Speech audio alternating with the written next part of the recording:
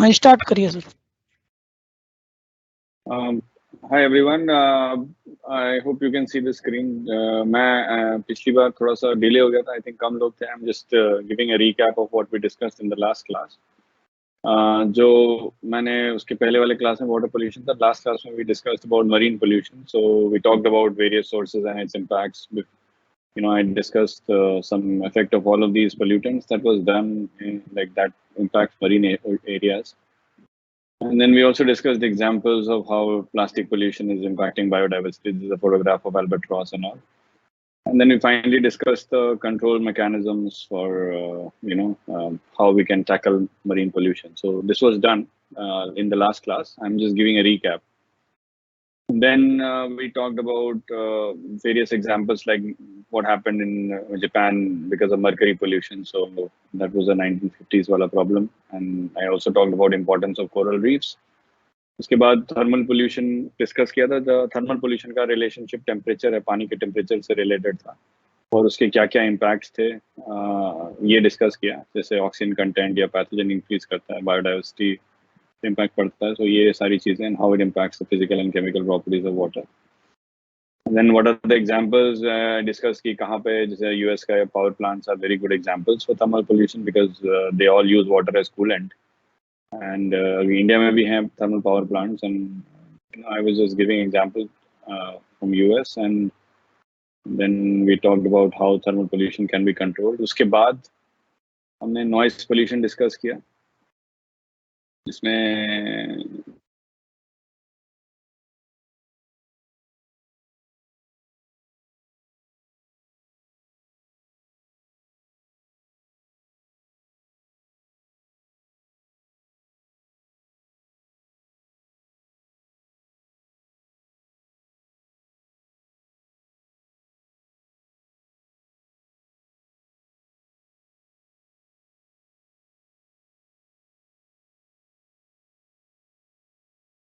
fine.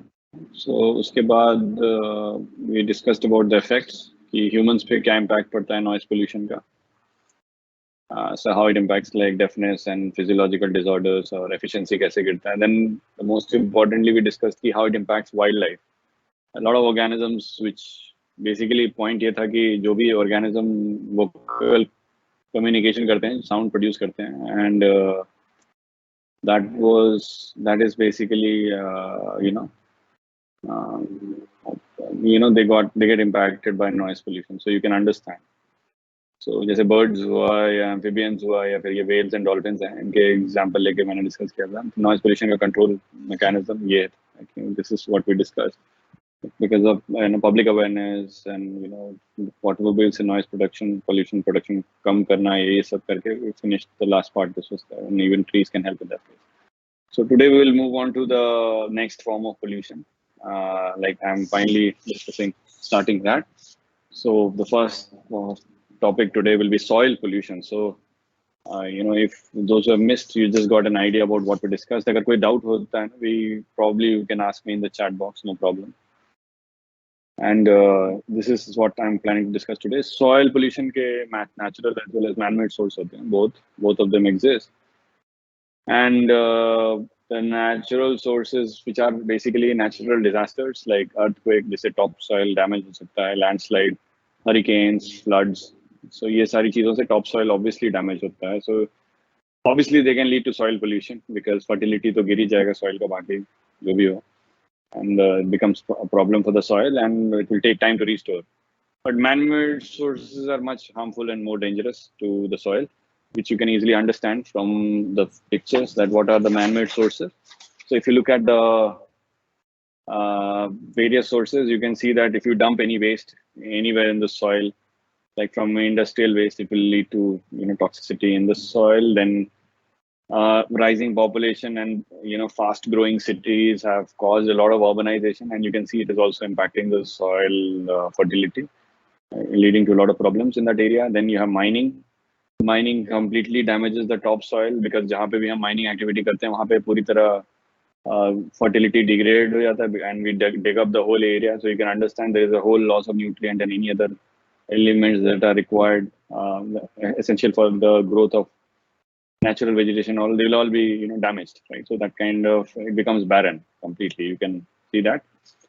Agricultural waste का मतलब हुआ excessive usage of pesticide and fertiliser जो हम डालते हैं सॉइल पे and that can pollute the soil because they can lead to a lot of issues in the soil, and we will discuss about it. What are the issues that it causes? Then landfill site आपने देखा ही होगा, जैसे दिल्ली में भी कई सारे हैं, जैसे एग्जांपल गाजीपुर या फिर तुगलकाबाद के पास जो है, उसके बाद इवन वजीराबाद के पास. So you can understand that all of these places have landfill sites where we dump a lot of domestic garbage and all, and they get piled up, and if it's not getting managed properly, so they will contaminate the area completely. And then last is radioactive waste, because अभी क्या है, radioactive waste management का जो technique है हमारा काफी poor है. What we do is that we pack these waste in lead containers and then we bury it under the soil. So sometimes there can be accidents and it can lead to problems in the soil.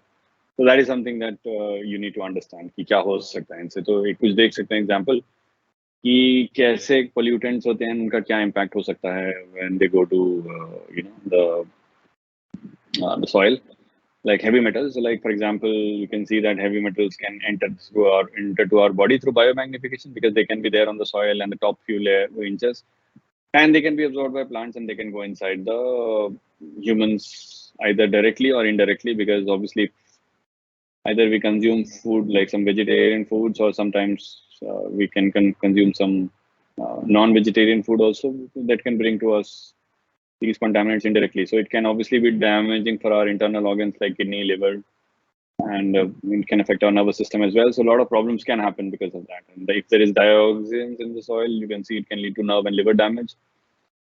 And they can also be carcinogenic in nature. So you can understand that part. Anyways, so all of this is something that you can understand that, these are all the problems that are linked with various types of contaminants that can enter the soil. So आप ये देख सकते हैं screen पे, and obviously, yeah. Then if you talk about the pesticides and fertilizer that I was just telling, that pesticide it can impact our nervous system. आपको पता होगा कि plants, they can also absorb these pesticides if the soil is contaminated with pesticides. So obviously it's not just there to remove pests, it can also enter the plants. And sometimes they can also be carcinogenic. Carcinogenic substances can be, can trigger cancer, right? So that is a problem that it can cause. And they are also something which we call as endocrine disruptors. So that endocrine gland जो हमारे body में होता है, they are producing hormones, and so obviously hormone production पे impact पड़ सकता है. And fertilizer में production में heavy metal use होता है, it can also cause heavy metal poisoning. And lead is a very dangerous example. That it can impact our renal system. It can also lead to impotency in males. It can cause abortion in pregnant females. So lead can be a huge problem if it enters in a body in a large quantity. So you can understand. And that cadmium जो है ऐसा substance है जो it can act as a natural substitute for calcium in our bones. That means it will replace calcium in the bones, and that bones ke strength ke liye calcium is an important thing. So we call this particular thing as demineralization of bones. And along with that, it can also lead to a lot of diseases in the body, and it can impact our renal system. So these are the problems that are associated with these pollutants which are there in the soil. So you can understand that. Anyways, yeah.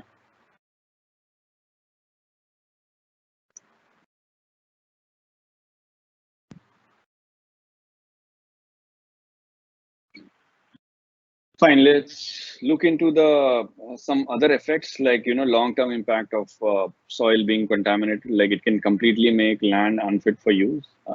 If there is a lot of urban waste being accumulated in the soil, it can damage the fertility of the soil. And dhire karke, that whole area become a little more poisonous because of the accumulation of these toxic substances. Because over a period of time, the whole area will get damaged. So जो भी अगर if this dumping has happened in a fertile landscape, that over a period of time the whole landscape will become barren and nothing can grow in that particular area. So this particular process, that might lead to a problem called as desertification, right? So you can understand that this is a big problem, and we to protect the soil we have to avoid such kind of situation. And agar radioactive substance hai, so you can know that it can cause a lot of diseases in our body, right? So if there is a problem that can happen there are a lot of deformities, and it can lead to cancer and all if you are exposed to those pollutants. So you can understand that it is going to happen. So how can we manage soil pollution? Obviously, like other forms of pollution that we just discussed, because I think this is a very similar type of pollution that we have discussed earlier, because many of those elements remains the same. I know that any as I discussed earlier, जो मैंने पहले भी बताया था कि किसी भी तरह के पोल्यूशन को टैकल करने के लिए जो सबसे इम्पोर्टेंट पॉइंट होता है, that is obviously public awareness. Because अगर लोगों का अवेयरनेस है तो definitely it is better situation, because at least you might expect people to contribute. लोग कुछ contribute करेंगे to solve this particular problem. That is an impact of awareness. उसके अलावा जो भी इंडस्ट्रियल वेस्ट है उसको ट्रीट करना पड़ेगा कहीं भी डंप करने से पहले. That is a very important thing. उसके बाद रिड्यूस, रीयूज, रिसाइकल, आपने सुना ही होगा कॉन्सेप्ट कि वेस्ट कम जनरेट करो, वेस्ट को रिसाइकल करो, और जितनी बार जितना हम रिड्यूस कर सकते हैं अपनी तरफ से we have to do that. Soil में रेडियो एक्टिव सब्सटेंस डंप करना बंद कर रहे हैं, पेड़ पौधे लगाएं, पेस्टिसाइड जो है उसका इस्तेमाल कम से कम करें, फार्मर्स को एजुकेट करें इसके बारे में. बिकॉज ऑब्वियसली लोगों को ऐसा लगने लगता है कि ज़्यादा फर्टिलाइजर डालेंगे या ज़्यादा पेस्टिसाइड डालेंगे तो उससे ज़्यादा प्रोडक्शन होगा. ऐसा कुछ नहीं है, because there is a capacity to which the plant also can grow. So obviously optimum quantity समझ के इस्तेमाल करना चाहिए, और चाहे तो ऑर्गेनिक फार्मिंग की तरफ शिफ्ट कर सकते हैं. That is a very important process, because we are all going back to the same thing, because we know that how bad chemical fertilizer has been for the soil. तो ये सारी चीजें हैं. कभी कभी हम सॉलिड वेस्ट जनरेशन से power generation भी कर सकते हैं. अभी दिल्ली में जो गाजीपुर लैंडफिल साइट है उसका भी एग्जांपल ले सकते हो. आज ही सुबह अनाउंस हुआ है कि वो काफी दिनों के बाद बंद रहने के बाद वो वेस्ट टू एनर्जी प्लांट जो है, इलेक्ट्रिसिटी वाला जो प्लांट है गाजीपुर लैंडफिल साइट के पास, वो शुरू हो रहा है फिर से. तो उससे वेस्ट मैनेजमेंट भी होगा वहाँ का. ऑब्वियसली उस एनर्जी प्रोडक्शन में थोड़ा पोल्यूशन, एयर पोल्यूशन होता है, बट तो वेस्ट मैनेज करने का यहाँ पे ये एक तरीका है जो ऑब्वियसली वहाँ पड़े रहने से बेहतर है. To do something we should always think about better ways to manage it, and this is one of the way. तो वेस्ट टू एनर्जी प्लांट भी फंक्शनल हो गया है आज से. सो यू कैन अंडरस्टैंड कि ये एक एग्जांपल आप सोच सकते हैं इसके बारे में कि these landfill sites they have obviously they are obviously overburdened. मतलब जरूरत से ज्यादा कूड़ा obviously वहाँ पे डंप है. अगर हम प्रोसेस नहीं करेंगे या उसको मैनेज नहीं करेंगे ठीक से, तो can be a problem in the future. उसके अलावा ये सो उसके अलावा मैं एग्जांपल देना चाहूँगा जहाँ पे सॉइल पोल्यूशन की वजह से काफ़ी प्रॉब्लम हुआ था, और अभी एक बहुत अच्छा एग्जांपल है, क्योंकि इंडिया में भी कई ऐसे एरिया हैं जहाँ पे हम ऐसा देख सकते हैं कि डेजर्टिफिकेशन की संभावना बढ़ती जा रही है. तो एक एग्जांपल देना चाह रहा हूँ मैं इजिप्ट का, कि जहाँ पे लैंड डिग्रेडेशन होने के बाद काफ़ी प्रॉब्लम हुआ. और ये वेस्टर्न डेजर्ट एंड ओएसिस एक जगह थी इजिप्ट में, जहाँ पे over exploitation of soil, ground water, या गलत फसल लगाने से दैट कहीं कहीं पे ऐसा होता है कि सॉइल वहाँ का फसल के लिए सूटेबल नहीं है, फिर भी हम उगाने लगते हैं क्योंकि हमें अपना फायदा देखना शुरू हो जाता है. बिकॉज अगर वहाँ पे सूटेबिलिटी नहीं है उस सॉइल की, तो वहाँ के एरिया की इकोलॉजी पे काफ़ी इम्पैक्ट पड़ेगा उसका.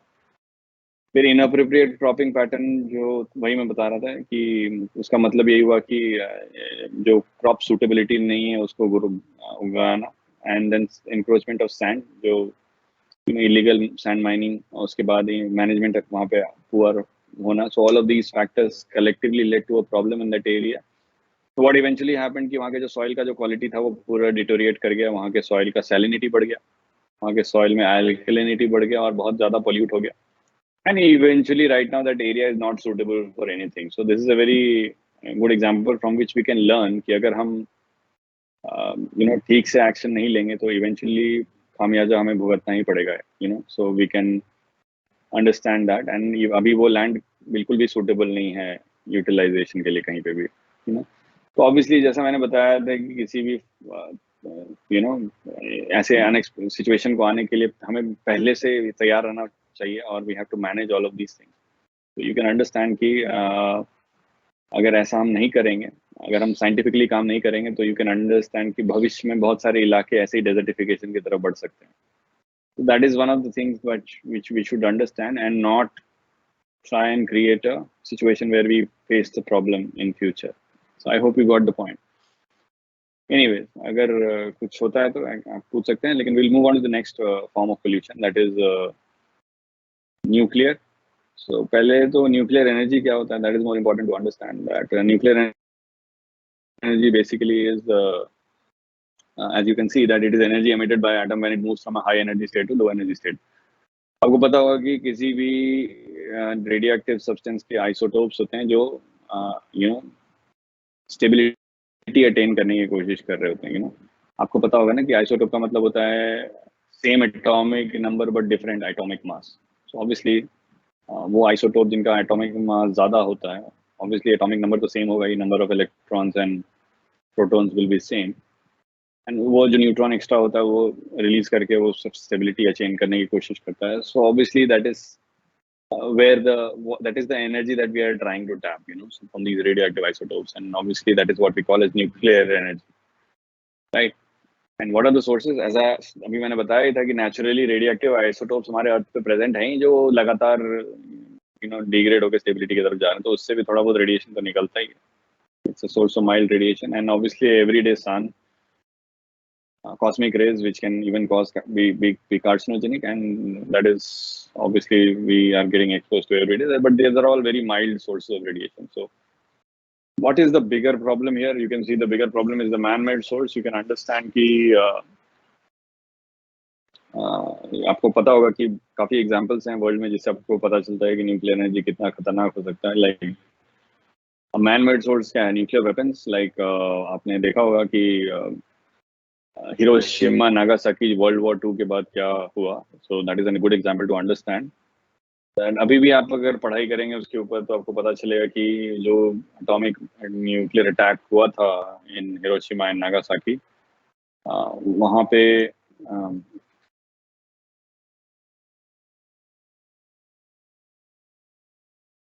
सॉरी जो एटॉमिक न्यूक्लियर अटैक हुआ था हिरोशिमा नागासाकी 6 और 9 अगस्त 1945 में, जिसका बॉम्ब्स का नाम था लिटिल बॉय और fat man. So you know that the impact of that particular weapon is still there.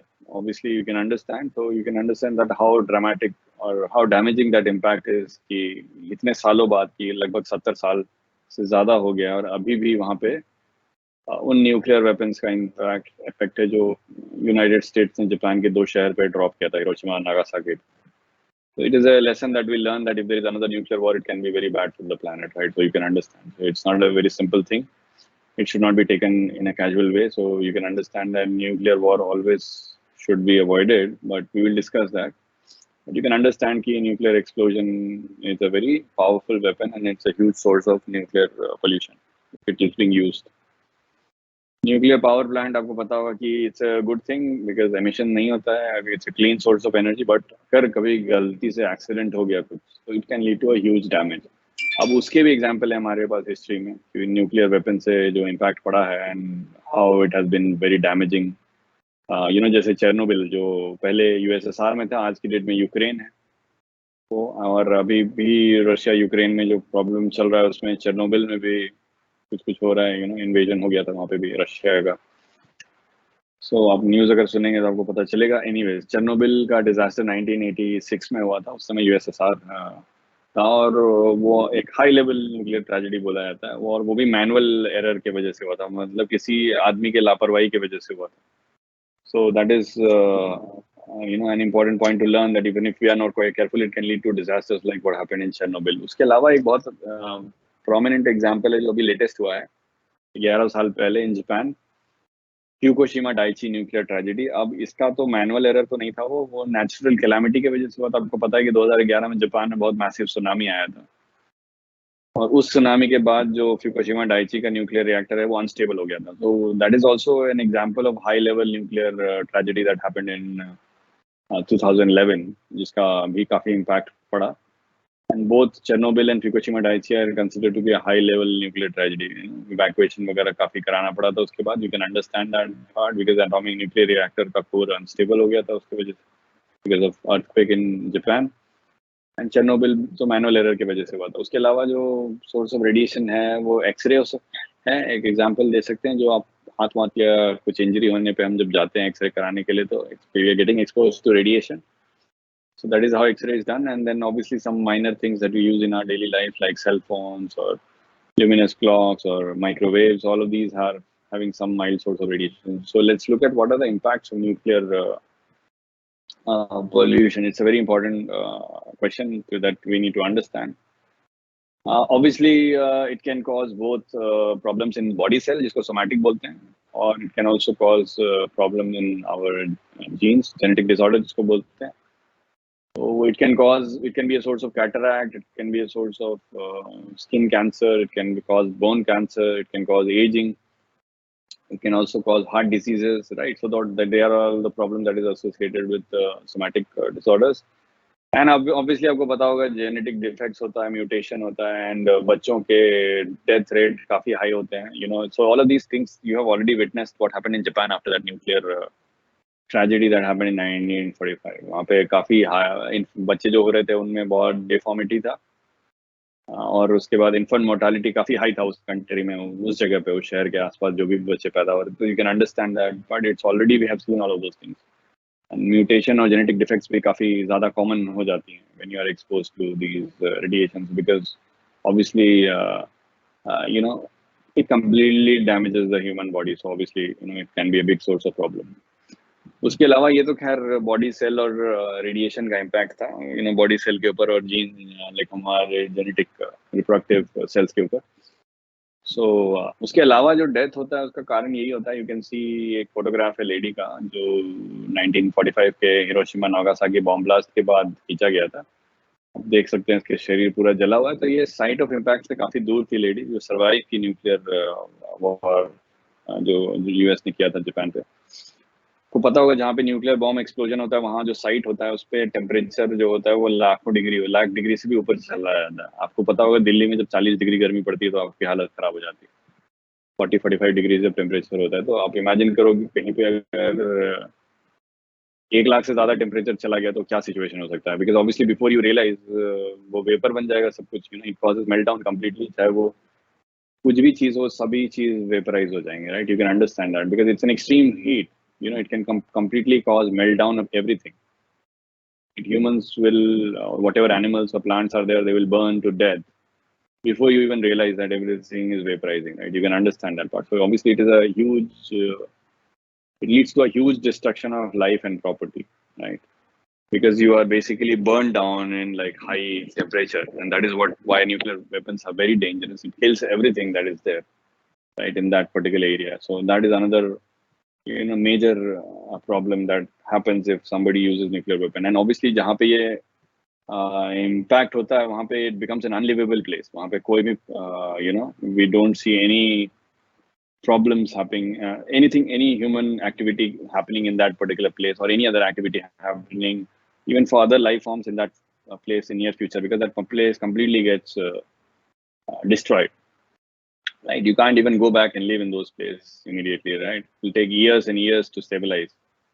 That is another huge problem that happens in, you know, after such attacks, right? So nuclear weapons, if it is being used somewhere, right? So it can obviously. अभी एक और example देना चाहूँगा. जैसे आपने सुना होगा, the latest country जिसमें nuclear weapon अभी add हुआ है, वो है नॉर्थ कोरिया, जहाँ का जो you know, you might have heard of this dictator Kim Jong-un, जो वहाँ पे शासन कर रहा है अभी.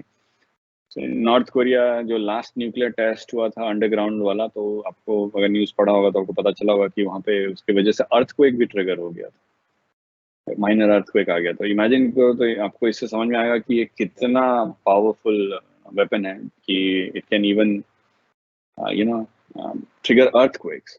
So that is a problem that also you can imagine, right? Because it is a huge, you know, problem. You know, you can easily understand that why these weapons are so dangerous. Because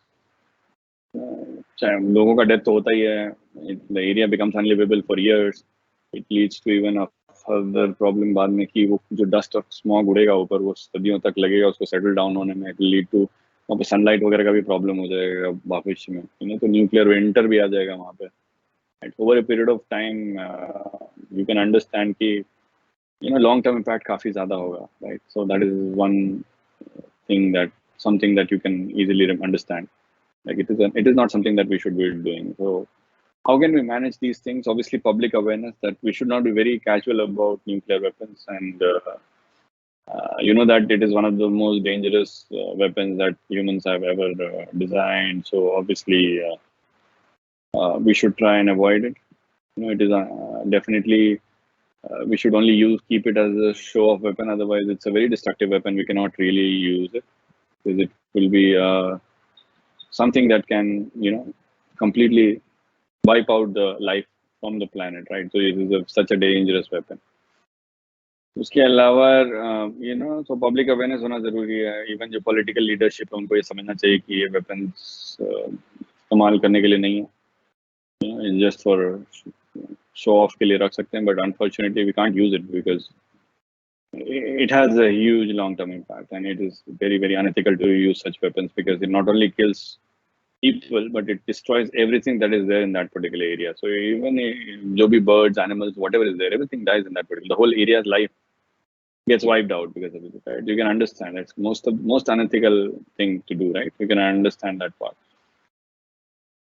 Obviously, proper management of radioactive waste is very important because it is very dangerous because radioactive waste is still radioactive and it can be a huge source of radiation. We should avoid diagnostic procedures unnecessarily. You can understand that जो X-ray कभी ऐसे बिना किसी कारण के नहीं कराना चाहिए, right? You can understand why, because obviously these whatever these procedures are, you're getting exposed to radiation, right? So obviously unnecessary. अगर आप कभी गए भी होंगे, आपने देखा होगा जो एक्सरे बंदा करता है वो एक प्रॉपर लेड लाइन जैकेट पहनता है, right? To before they do X-ray, so you can understand that why that person is wearing, because he's in that room for a long period of time and he can get exposed to a very high dose of radiation. So obviously he needs to protect himself. इसके अलावा nuclear reactor की अगर बात करें तो site selection, design और operation process बहुत important है, बिकॉज आपको पता होना चाहिए न्यूक्लियर रिएक्टर हम कहीं पॉपुलेटेड जगह पे नहीं बना सकते या कहीं ऐसी जगह पे नहीं बना सकते जहाँ बायोडाइवर्सिटी बहुत ज्यादा है, क्योंकि अगर कुछ डैमेज हो गया जैसे चेरनोबिल में हुआ या जापान में हुआ सुनामी के बाद, तो वहाँ पे अनस्टेबल हो गया अगर न्यूक्लियर रिएक्टर, तो it can kill a lot of people, it can affect a lot of organisms. So we should always try and figure out a place where you can understand that we need such a place where अगर कुछ होता भी है तो it does not create such a big impact on life forms, right? Obviously, so we should avoid all of these places where impact on humans and wildlife can be very high. So we need to select certain places where obviously if something goes wrong, nothing much damaging happens to the various life forms that we have, like animals and humans and everyone. So so that is site selection, that is very important. And obviously people's efficiency is very important. We should not be very casual about it. We should always think about it in a we should always be there is obviously no scope of negligence there, क्योंकि कोई भी गलती का कोई भी scope नहीं है यहाँ पे. तो जो भी लोग वहाँ पे काम करते हैं, उसके आसपास काम करते हैं, they should be extra alert to make sure that nothing goes wrong in that particular nuclear reactor, because as you know that it can be very dangerous, and we have had two experiences in the past of Chernobyl and Fukushima Daiichi nuclear tragedy. So that is obviously a point to understand and remember that what can happen if we don't manage things properly, if we don't keep all of these things in mind. Definitely it can be a big problem, or it can create a huge problem for us. Technically speaking ऐसा मैंने बताया था कि reactor से काफी clean source of energy बनता है, क्योंकि कोई नॉन डायरेक्ट एमिशन हो नहीं रहा है वहां से, राइट? बट वही है कि आपको ये बस दिमाग में रखना पड़ेगा कि हमें हमेशा सतर्क रहना जरूरी है. अगर कभी कुछ हो गया तो it can lead to a lot of problem.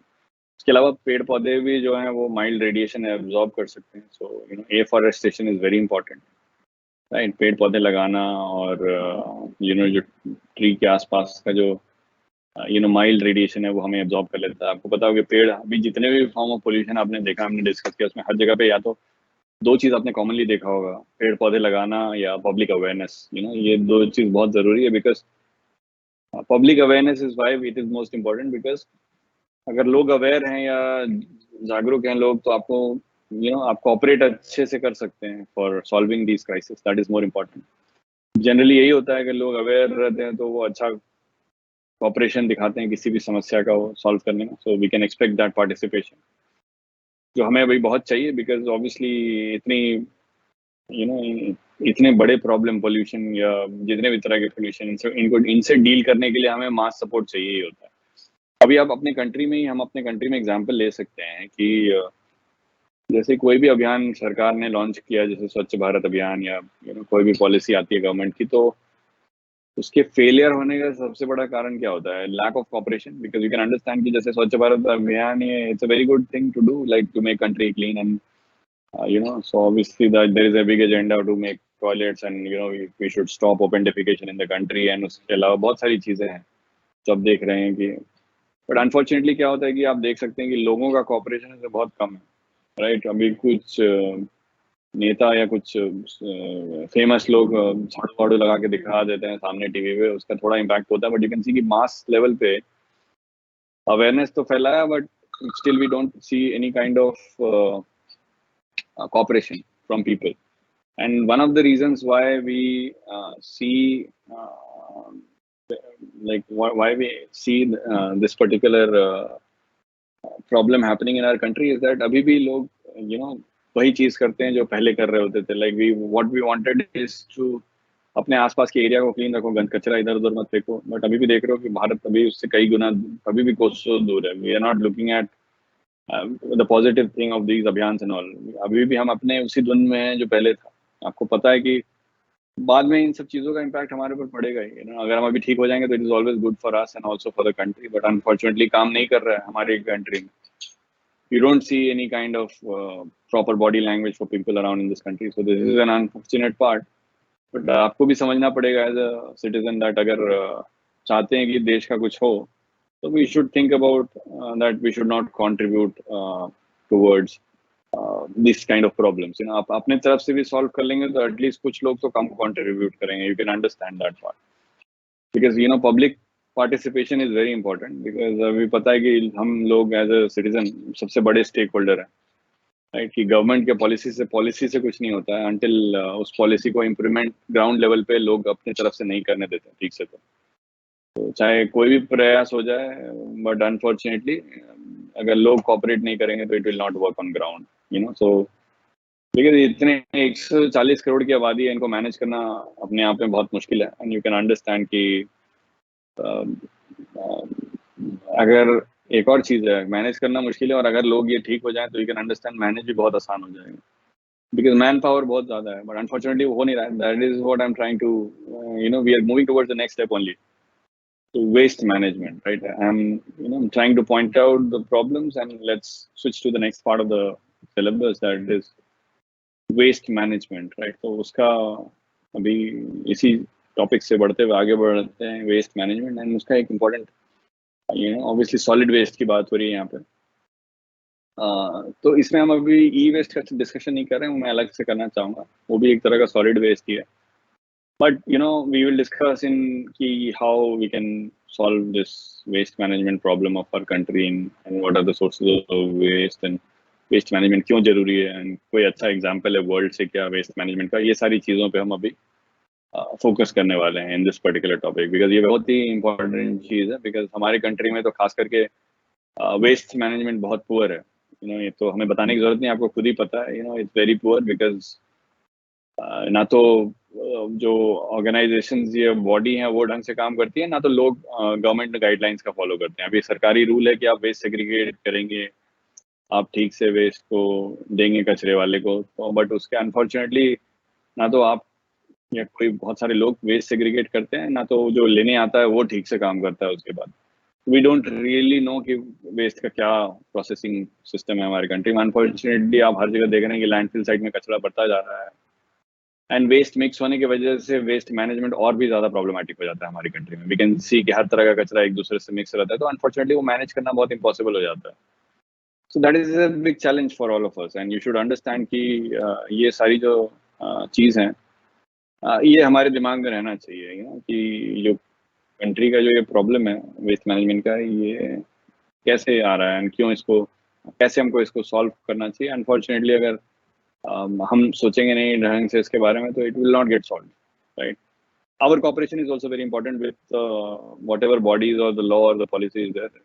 Human efforts, citizen का effort भी बहुत जरूरी है इनके केस में, right? वेस्ट के सोर्स क्या है? ऑब्वियसली यू कैन अंडरस्टैंड कि वेस्ट कहाँ से ज्यादा जनरेट होता है। सबसे पता होगा कि आप भारत के बारे में अगर पढ़ेंगे आपको पता होगा कि हर बंदा हमारे कंट्री में एवरेज में 200 से, अगर बहुत अच्छा है तो 200 ग्राम, और बहुत खराब है तो लगभग 600 ग्राम। तो 200 से 600 ग्राम वेस्ट हर एक इंसान जनरेट कर रहा है, चाहे आप डायरेक्टली कर रहे हो चाहे इनडायरेक्टली कर रहे हो। आपके घर में खाना बन ही रहा है, आप उसको खा रहे हो, कभी खाना भी छोड़ सकते हो, कभी खाने के लिए जो सब्जियां कट रही हो उसके छिलके जमा हो जाएंगे कहीं। तो I am just trying to say, अगर उसके अलावा मोस्टली ऑर्गेनिक होगा, उसके अलावा भी अगर आप देख सकते हैं, अगर पॉली बैग और ये सब लाते हैं घर में, ये चीज़ें, बोतल, शीशा, जो भी है आता है आपकी वजह से, जिसको आप डंप करना चाहेंगे, तो यू कैन अंडरस्टैंड कि they are all different kinds of waste, they are all example of domestic solid waste which needs to be managed, right? तो जहाँ तक हम उसको फेंक नहीं सकते, you can understand that part.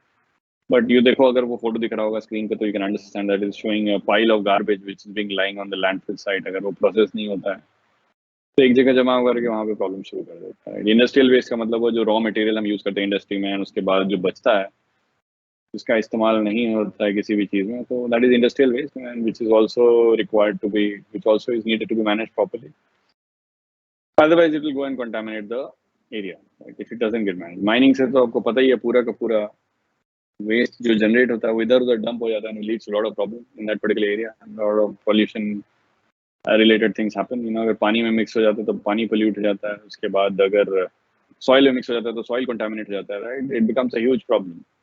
उसके अलावा भी बताया था थोड़ी देर पहले, radioactive waste is very dangerous form of waste, and कभी हम उसको पैक करके लेड कंटेनर में सॉइल के अंदर गाड़ देते हैं, या फिर कभी समुद्र में फेंक देते हैं।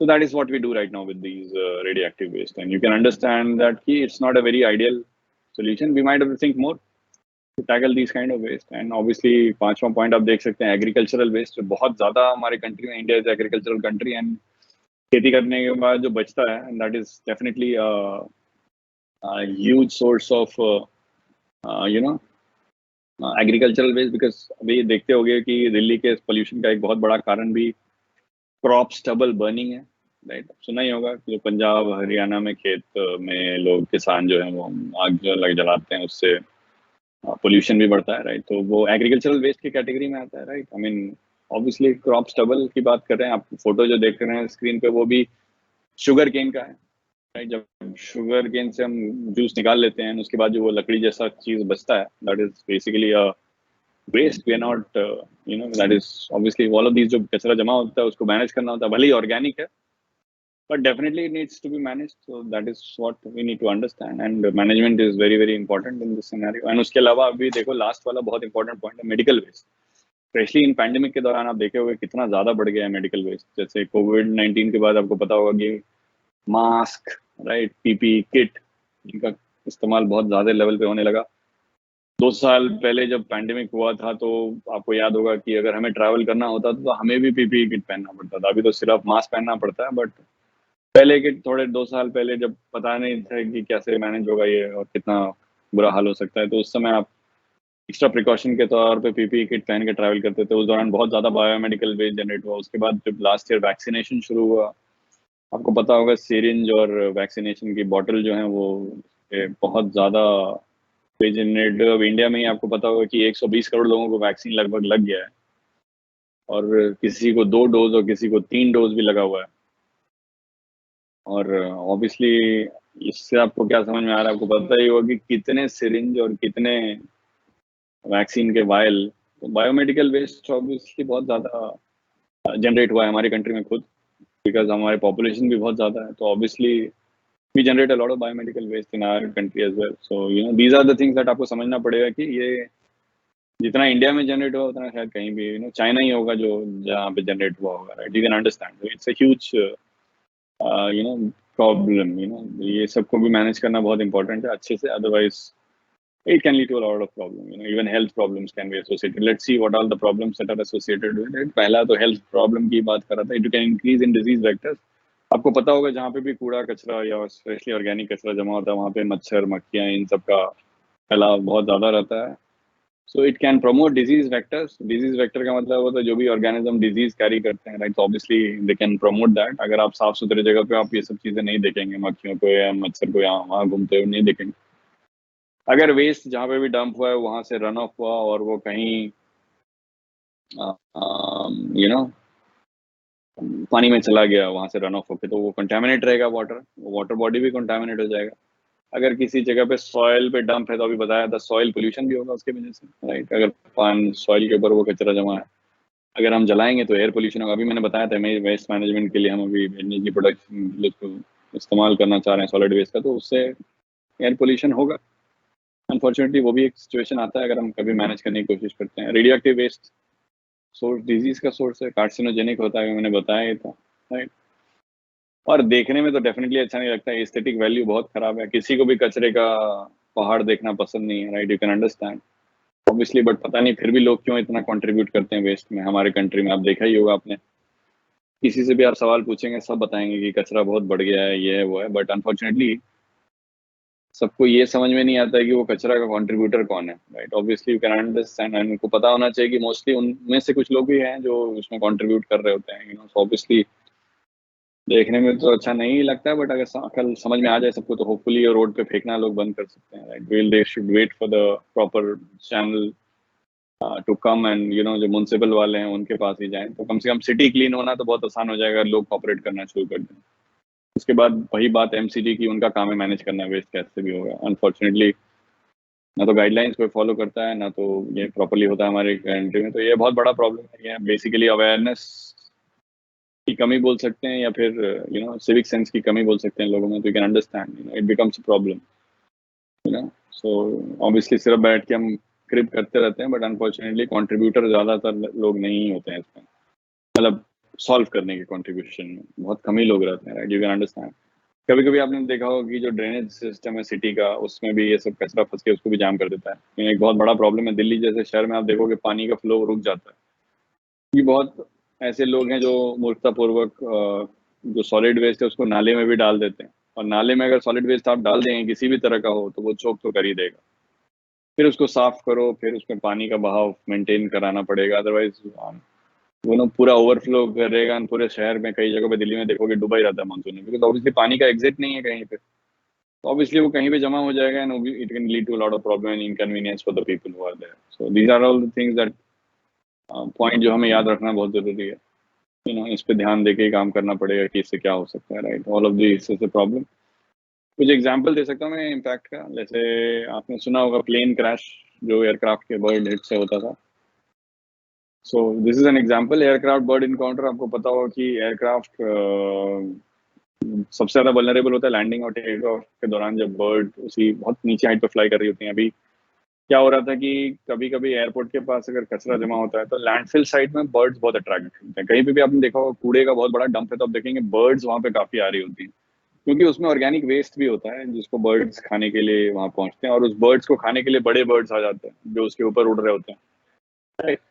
सो मैं ये कहना चाह रहा हूँ कि ये जो एयरक्राफ्ट और बर्ड एनकाउंटर था उससे फ्लाइट को काफी डेंजर हुआ है। Many plane crash has happened because of bird hits. आप पढ़ेंगे अगर प्लेन क्रैश के हिस्ट्री के बारे में तो बर्ड हिट से काफी प्लेन क्रैश हुए हैं। तो अभी आप देखेंगे कि एक मैंडेट है जिसमें कि कभी भी एयरपोर्ट के आसपास कहीं कचरा जमा होने नहीं दिया जाता है, बिकॉज ये एयरक्राफ्ट को बचाने का एक बहुत बड़ा रिक्वायरमेंट है कि अगर बर्ड्स अट्रैक्ट, आपको पता होगा कि नॉर्मली क्या होगा, एयरपोर्ट के आसपास बर्ड्स आते नहीं। क्यों नहीं आते हैं एयरपोर्ट बर्ड्स के आस? एयरपोर्ट बहुत नॉइजी प्लेस है, एयरक्राफ्ट का बहुत ज्यादा साउंड है, बर्ड्स वैसे ही वहां पे कुछ करने नहीं आएंगे जब तक उनको कोई एडवांटेज ना मिले। तो बाद में क्या हुआ, नॉर्मली क्या होने लगा, जब एयरक्राफ्ट यू नो बर्ड कचरे जमा होने की वजह से एयरपोर्ट के पास में बर्ड खाने के लिए वहां पहुंचने लगे, एंड एक आधा एक्सीडेंट के बाद लोगों को समझ में आया कि अगर ये कचरा दान बर्ड एयरक्राफ्ट एयरपोर्ट के आसपास रहेगा तो it is very dangerous for the life of people, and economic loss भी होगा, लोगों का लाइफ का लॉस भी होगा। तो all of this problem will be a big bad situation. तो अनफॉर्चुनेटली या फॉर्चुनेटली जो भी बोलो, यू कैन अंडरस्टैंड कि ये समझ में आ गया बात। एंड अभी फिलहाल लैंडफिल साइट्स एयरपोर्ट के आसपास हम नहीं मेंटेन करते हैं, right, and that is a big thing. उसके अलावा बायोमैग्निफिकेशन आपको मैंने बताया था थोड़ी देर पहले कि कैसे फूड चेन में एंट्री कर जाता है, सॉइल या कुछ पोल्यूट हो गया इवेंचुअली हमारे शरीर में आ सकता है, and it can be a problem for us. So that is what we call as biomagnification. It can be a huge problem for all of us, and definitely go inside our body. It can go inside our body and lead to multiple problems. जैसे अभी example मैंने कई सारे दिया हुआ है different forms of pollution discuss करने के टाइम में। और अगला पॉइंट की वेस्ट मैनेजमेंट चाहे बायोडिग्रेडेबल हो या डिग्रेडेबल हो, उसको मैनेज करना बहुत जरूरी है, क्योंकि देखो अगर जो डिग्रेड भी करता है उसको टाइम लगता है डिग्रेड करने में। That is an important question point. इस मैं आपको अब चार्ट को देख के आप ये देख सकते हो कि जो चीज डिग्रेडेबल है उसको भी कितना टाइम लग सकता है डिग्रेड होने में, right? That is an important point. जैसे टिन का कैन है, आप देख सकते हैं कि 50 साल टिन का can normally it can take 50 years to degrade, right? And then if you talk about wool, वो भी 1 साल लग सकता है डिग्रेड होने में। पेंटेड वुड 13 साल। अखबार जो हम रोज खरीदते हैं उसको 6 हफ्ते लग सकते हैं। एल्यूमिनियम कैन, आप जानते हैं बहुत सारे प्रोडक्ट्स आते हैं एल्यूमिनियम कैन्स में, उसको 200 साल लगता है, राइट? तो अगेन आप देखेंगे अगर हम मैनेज नहीं करेंगे तो वो वैसे ही पड़ा रहेगा इतने सालों तक, राइट? भले भले वो डिग्रेड कर जाएगा 2 साल में, हमें पता है, but unfortunately it will take that much time, 200 years, right? जो नॉर्मल अभी कपड़ा पहनते हो आप कॉटन का, उसको भी 1 से 5 महीने लगता है अगर फेंक दो। अगर सॉफ्ट वाला कॉटन है तो 1 महीना, और अगर अच्छा फैब्रिक है कॉटन का मजबूत वाला तो might take 5 months to degrade. Thermocol polystyrene जिसको बोलते हैं, वो नॉन बायोडिग्रेडेबल है, कभी नहीं डिग्रेड होता है। It is very dangerous. Monofilament fishing line जो नेट्स में यूज होता है 600 साल।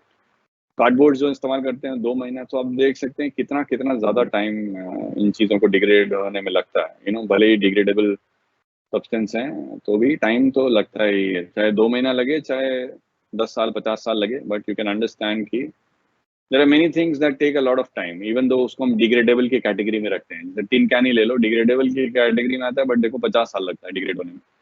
तो उतना कौन वेट करेगा? इससे अच्छा उसको अच्छे से प्रोसेस कर लें। Will be able to you know do it properly, manage it properly if we do it in a proper way. तो क्या कर सकते हैं हम इसको वेस्ट मैनेजमेंट के लिए? पब्लिक अवेयरनेस, लोगों को समझाना बहुत जरूरी है कि वेस्ट का मैनेजमेंट में मदद करें। एंड इवन जो गवर्नमेंट बॉडीज हैं उनको भी एक्शन लेना पड़ेगा, अदरवाइज इतने आराम से लोगों को अवेयरनेस किया नहीं जा सकता। We have to make stricter, more strict rules and regulation, ताकि लोगों का कंट्रीब्यूशन बढ़े, right? Towards this, and awareness बढ़े, and they should contribute towards solving this particular problem. ये एक बहुत इंपॉर्टेंट पॉइंट है जो हमें सोचना पड़ेगा। उसके अलावा वेस्ट सेग्रीगेशन हो कैटेगरी में, जैसे हम बोलते हैं ना कि वेस्ट सेग्रीगेट हो अच्छे से, that is a very important question, right? यहाँ पे सबसे बड़ा प्रॉब्लम है कि लोग सेग्रीगेट नहीं करते, और लोग अगर सेग्रीगेट कर भी देते हैं तो म्यूनसिपैलिटी वाले ठीक से नहीं लेके जाते उसको। तो ये बहुत सारा चैलेंज है हमारे पास। तो यहाँ पे रूल्स काफ़ी अच्छे से बनाना पड़ेगा, एक कुछ ऐसे बॉडीज को रखना पड़ेगा जो उसको ऑब्जर्व करें, एंड चीज़ें फंक्शन होनी चाहिए ठीक से। That is unfortunate. अगर ये सब होना बहुत जरूरी है। अगर लोगों का काम है वेस्ट मैनेजमेंट करना, तो उसको पता होना चाहिए कि वेस्ट मैनेजमेंट कैसे होता है, राइट? कूड़ों को इधर उधर मत फेंकें सड़क पे या कहीं पे। लैंडफिल साइट में कम से कम कूड़ा जाना चाहिए, क्योंकि पहले ही प्रोसेस होना बहुत जरूरी है। उसके बाद समुद्र में नहीं फेंकना चाहिए, वहाँ प्रॉब्लम होता है। जलाने से भी पोल्यूशन होता है, राइट? कंपोस्ट कर सकते हो आप ऑर्गेनिक वेस्ट को, ताकि खाद बना सकें उसका। उसके अलावा आप देख रहे हैं रिड्यूस रियूज रिसाइकल वाला जो कॉन्सेप्ट है, उसमें रिपेयर और रिफ्यूज भी आ गया है, राइट? रिपेयर का मतलब है कुछ चीज खराब हो गई उसको रिपेयर करके फिर से इस्तेमाल करो। रिफ्यूज मतलब हुआ कि हम एक अपने तरफ से एक सेल्फ डिसीजन ले कि हम कम से कम अपने तरफ से तो रिफ्यूज कर ही सकते हैं बहुत सारी चीजों को इस्तेमाल करने से। That is a very big point here. Repair and refuse भी एक इंपॉर्टेंट पॉइंट है। 5 hour हो गया है 3 hour, that is a very important. कुछ अच्छे एग्जाम्पल्स वर्ल्ड के आप देख सकते हो, जैसे Sweden is a country which has the best waste management in the world. आपको पता होगा ना, स्वीडन में ऐसा वेस्ट मैनेजमेंट है कि वो अपना वेस्ट मैनेज करती हैं, बट दूसरे कंट्रीज को भी उनका वेस्ट मैनेज करने में मदद करते हैं।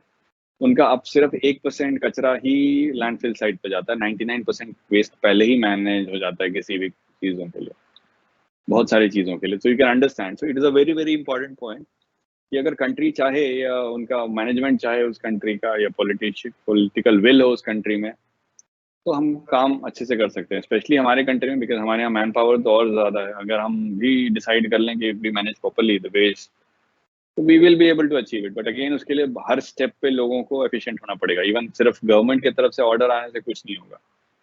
राइट। जो लोग काम कर रहे हैं गवर्नमेंट बॉडीज में, उनको भी इसके तरफ ध्यान देना पड़ेगा, राइट। जैसे हम बहुत सारी चीज़ों को डेवलप करने में ध्यान दे रहे हैं, इवन वेस्ट मैनेजमेंट सिस्टम भी डेवलप करने पे ध्यान देना बहुत ज़रूरी है, which is very important. And Sweden एक बहुत अच्छा एग्जाम्पल है हमारे लिए, जिसको हम, अगर हम if we see it properly, we will be able to know why it is very important to manage waste. Then you have these airport का ही दिखा देता हूँ, वो तो खैर waste management system as a country की बात हो रही थी, बट यहाँ छोटे छोटे यूनिट्स भी हैं जहाँ पे वेस्ट मैनेजमेंट चल रहा होता है। जैसे अमेरिका का एक एयरपोर्ट है, बहुत बिजी है, Los Angeles airport is one of the biggest ones in the world. वहाँ पे रिसाइकल रेट एयरपोर्ट पे उनके अपने कचरे का 80% है। मतलब आप समझ सकते हैं कि 80% कचरा जो वो प्रोड्यूस करते हैं वो वहीं पे प्रोसेस हो जाता है, 20% बाहर जाता है एयरपोर्ट से। तो देखो अपने लेवल पे भी लोग कर लेते हैं, छोटे एयरपोर्ट एक इट्स लाइक अ यूनिट जो ये देख लेता है खुद से कि हमारा कचरा यहीं पे प्रोसेस हो जाए और हम कम से कम कचरा बाहर भेजें, या तो अपने लेवल पे भी काम कर लेते हैं लोग। That is a very important point to understand, right. So this is a very important example that we should understand. अभी मैंने बताया था एक सॉलिड वेस्ट का दूसरा कैटेगरी है इलेक्ट्रॉनिक वेस्ट। क्यों मैंने अलग रखा है? बिकॉज इलेक्ट्रॉनिक वेस्ट काफी टॉक्सिक और हजार्डस हो सकता है, वो आएगा ये भी सॉलिड वेस्ट में ही। इलेक्ट्रॉनिक वेस्ट भी सॉलिड वेस्ट ही है, जो सारी चीजें आपने पढ़ा सॉलिड वेस्ट में वो सारे इसमें भी एप्लीकेबल है, राइट। वो सारे पॉइंट इसमें भी आप अप्लाई कर सकते हैं। और फिर भी मैंने अलग इसलिए रखा क्योंकि इसमें थोड़ा सा एग्जाम्पल है, थोड़ा अलग तरीके से प्रॉब्लम करता है। यू कैन अंडरस्टैंड कि जैसे सोर्स क्या, कंप्यूटर है, सेल फोन है, इलेक्ट्रिकल तार हैं, पुराने टेलीविजन, एलसीडी स्क्रीन, ये सब जो भी हैं, ये सारे obviously they are all source, right. Disposal का क्या इम्पैक्ट है? E waste from developed countries go from developed countries to developing countries, right. You can understand अगर जलाएंगे तो हेवी मेटल रिलीज होगा, राइट। और प्रोसेसिंग करना बहुत जरूरी है। अभी एक एग्जांपल है cobalt 60 tragedy university of Delhi का ही था। ये अभी मैं बताऊंगा कि केमिस्ट्री डिपार्टमेंट जो था वहाँ से एक इक्विपमेंट बेचा गया था मायापुरी स्क्रैप डीलर में। तो उसमें एक रेडियो एक्टिव एलिमेंट था उस इक्विपमेंट में, जिसको कोबाल्ट 60 बोलते हैं। और जब बंदे ने उसको प्रोसेस करने के लिए उस इक्विपमेंट को फाड़ा तो कोबाल्ट 60 तो रेडियो एक्टिव एलिमेंट है, तो बंदा रेडिएशन के एक्सपोजर से मर गया, और जो भी कुछ थे साथ में वो इंजर हो गए, दे वर हॉस्पिटलाइज्ड। तो यूनिवर्सिटी के डिपार्टमेंट के ऊपर काफ़ी कार्रवाई, मतलब उस समय तो चला था, ये 10-12 साल पुरानी बात है। यू कैन अंडरस्टैंड कि बहुत सारे गाइडलाइंस आ गए फिर यूनिवर्सिटी में। तो ये अभी भी एक इवेंट जो प्रॉब्लम है, जो यूनिवर्सिटी के दिल्ली से, जो आप नहीं सोचते थे कि ऐसा कुछ हो सकता है यूनिवर्सिटी पे, जहाँ पे लोग इतने अवेयर हैं। अब ये सोचो कि अब इतने बड़े लेवल पे भी ये प्रॉब्लम हो सकता है, तो छोटे छोटे लेवल पे तो काफ़ी प्रॉब्लम होते रहती है। और जो वेस्ट प्रोसेस करते हैं इलेक्ट्रॉनिक वेस्ट का, जो लोग वर्कर वगैरह हैं, उनको तो खुद भी नहीं पता है वो क्या कितना डेंजरस चीजें छू रहे हैं और उनके हेल्थ पे क्या इम्पैक्ट पड़ रहा है। तो वो अवेयरनेस भी नहीं है उनको, अनफॉर्चुनेटली को इनको बताने वाला भी नहीं है, क्योंकि वो तो पैसे कमाने के लिए काम कर रहे होते हैं वहाँ पे उस साइट पे। सो that is a very important point to understand, लोगों का अवेयरनेस काफी कम है ई वेस्ट को लेके। इवन आप लोग अपने डेली लाइफ में भी आप देख सकते हैं कि आप, वो सेल्फ खत्म हो जाता है तो बैटरी कहीं भी फेंक देते हैं। आपको पता है इलेक्ट्रॉनिक कचरा नॉर्मल डस्टबिन में नहीं डालना चाहिए, उसको जब तक अच्छी सही जगह ना मिले उसको अपने पास रखें, ज्यादा जमा नहीं करते, राइट। अभी अगर फोन खराब हो जाए या बैटरी कहीं पे पुरानी हो जाए तो वो सबको एक जगह जमा करना चाहिए, ताकि हम उसको राइट जगह पे डाल सकें। कहीं पे भी ई वेस्ट कलेक्शन पॉइंट होगा आपके यूनिवर्सिटी में, या कहीं पे डिपार्टमेंट में, या कहीं सोसाइटी में बहुत सारे कैंप लगते हैं, वहां पे जाके देना चाहिए, ताकि ई वेस्ट ऐसे रैंडमली नहीं फेंका जाना चाहिए, right. That is a very important point to understand. आपको ये पता होना चाहिए कि ई वेस्ट क्या है। अभी इलेक्ट्रिक बिजली के तारे हैं, या पुराने स्क्रीन है, या फिर सेल फोन है पुराना, या बैटरी है पुराना। इवन जो AAA बैटरी हम यूज करते हैं, या फिर घड़ियों में जो बैटरी लगता है, वो नॉर्मली हम ज्यादा चेंज करते रहते हैं पूरे टाइम। उसको भी आप एक जगह पैक करके रख सकते हैं, जो पुराना हो गया उसको फिर एक सही जगह पे ही डालना चाहिए, ताकि वो लैंडफिल साइट ना पहुंच जाए, जमीन पे जाके वहाँ गंदगी ना फैलाएं, कंटामिनेशन ना करें। It can be a big health problem for all of us. तो ये सारी चीजें दिमाग में रखनी बहुत जरूरी है, क्योंकि ई वेस्ट एक बहुत ही खतरनाक कैटेगरी है वेस्ट का, जिसको हम नॉर्मल डस्टबिन में बिल्कुल भी नहीं फेंक सकते। ये एक पॉइंट बहुत ज्यादा दिमाग में डाल के रखना चाहिए। एंड एज ए स्टूडेंट, आप जो पढ़ रहे हैं एनवायरमेंटल साइंस, आपको ये पता होना चाहिए कि ई वेस्ट, ये तो हमेशा सोच ही लेना चाहिए कि ई वेस्ट को हम अपने पास ही रखें होल्ड करके, ताकि जब भी सही जगह मिले तभी वहां पर डंप किया जाए। ये अपने पर्सनालिटी में भी बहुत सबसे आसान काम है, इतना बड़ा काम नहीं है।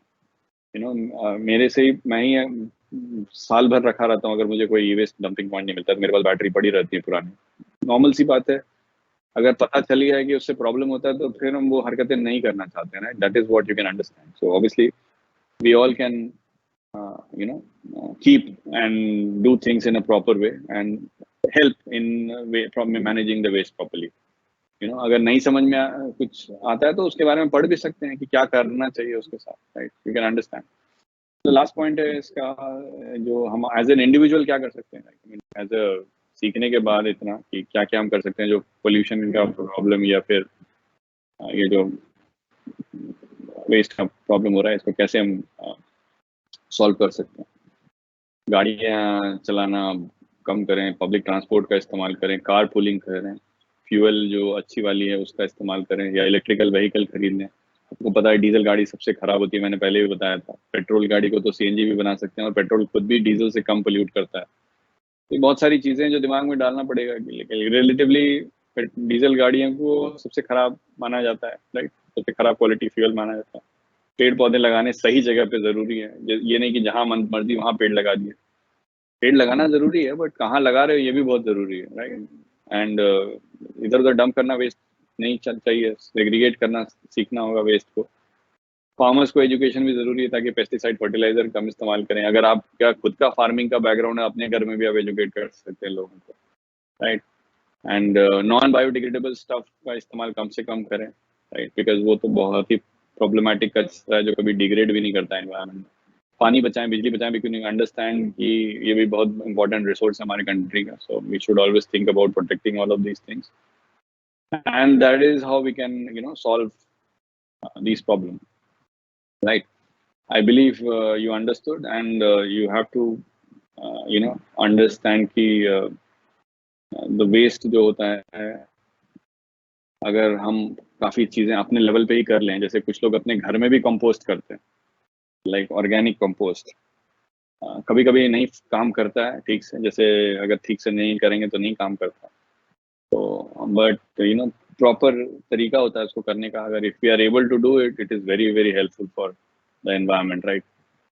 तो कंपोस्टिंग के बारे में हम सोच सकते हैं, like we can obviously have, ताकि हम अपने तरफ से कम ऑर्गेनिक कचरा बाहर फेंकें और अल्टीमेटली हमें फ़ायदा ही होगा, क्योंकि वो घर पे खाद के तौर पे, अगर आपके पास गार्डन है या फिर गमले हैं तो उसमें आप इस्तेमाल कर सकते हैं। बहुत सारी चीज़ें हैं जो अपने लेवल पे भी आप चाहें तो अप्लाई कर सकते हैं and it can help us in solving the lot of small problem at our own level, right? So anyways, अगर सभी लोग सोचने लगेंगे तो obviously it will help us, right? So that is what is morning. Anyways, with this I finish and अगली class में जब मिलेंगे तो we will start with the next unit। अगर आपको कोई सवाल है तो आप पूछ लीजिए। एंड अगला यूनिट जो है हमारा environmental policy and practices है, तो हम सैटरडे को मिलेंगे तो we will start on that particular class। So that, ठीक है, ओके। हेलो। हाँ पंकज जी। हाँ सर, एंड कर दे। हाँ हाँ कर दीजिए। Okay sir.